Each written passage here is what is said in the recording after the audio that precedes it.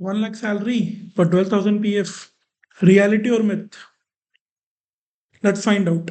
I am CA प्रेरक जैन। मैं आपको समझाऊंगा बहुत ही सिंपल एग्जांपल से क्या सच है।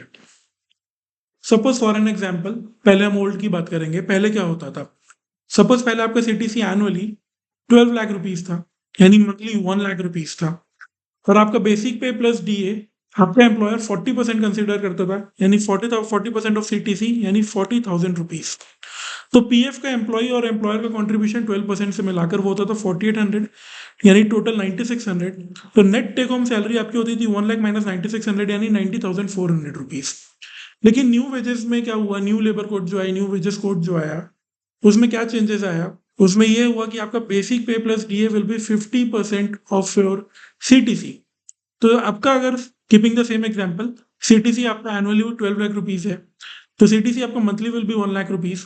तो 50% ऑफ सीटीसी बेसिक पे कैलकुलेट करने के लिए वो आ जाएगा 50,000 रुपीज। तो पीएफ एम्प्लॉय 12% और एम्प्लॉयर का 12% मिलाकर 6,000 दैट वॉज 12,000 रुपीज। तो आपका नेट टेक होम सैलरी कितना हुआ? 1 lakh minus 12,000 is 88,000 rupees. Of course आपका नेट टेक होम सैलरी जो है कम हुआ, लेकिन बेसिक पे इंक्रीज किया है गवर्नमेंट ने, पीएफ की सीलिंग लिमिट चेंज नहीं हुई है। यहाँ पे यही कैच है। बेसिक पे प्लस डीए जो पहले 40% 35% हुआ करता था, अब वो मैंडेटरीली 50% हो गया है। तो जिसके कारण आपका बेसिक सैलरी इंक्रीज हुआ है, जिसके कारण आपके पीएफ जो कट रहा है उसकी अमाउंट चेंज हुई है। लेकिन पीएफ की सीलिंग लिमिट अभी भी 15,000 रुपीज ही है, और अगर उसको कैलकुलेट करूँ तो that comes out to 1,800 rupees, यानी एम्प्लॉयर और एम्प्लॉई दोनों का 1,800 ही कटेगा लोअर साइड पे, यानी 3,600। एम्प्लॉयर और एम्प्लॉय अगर दोनों एग्री करते हैं तो वो रेज कर सकते हैं पीएफ का deduction as per new rule.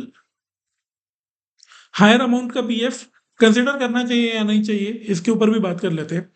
अगर आप लॉन्ग टर्म जॉब में हो, डिसिप्लिन सेविंग्स चाहते हो अपने रिटायरमेंट के लिए, गारंटेड रिस्क फ्री रिटर्न अगर आपको चाहिए, तो बट ऑफ कोर्स आपको ये ऑप्ट करना चाहिए। आपको न्यू बेसिक पे के हिसाब से ही अपना पीएफ कटवाना चाहिए।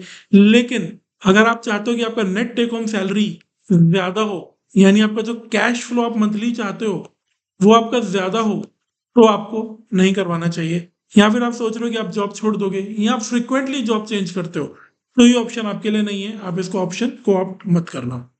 फॉलो फाइनेंस विद सीए प्रेरक। फाइनेंस एक लॉजिक है, इमोशन नहीं। फॉलो करिए, सब्सक्राइब करिए। Thank you.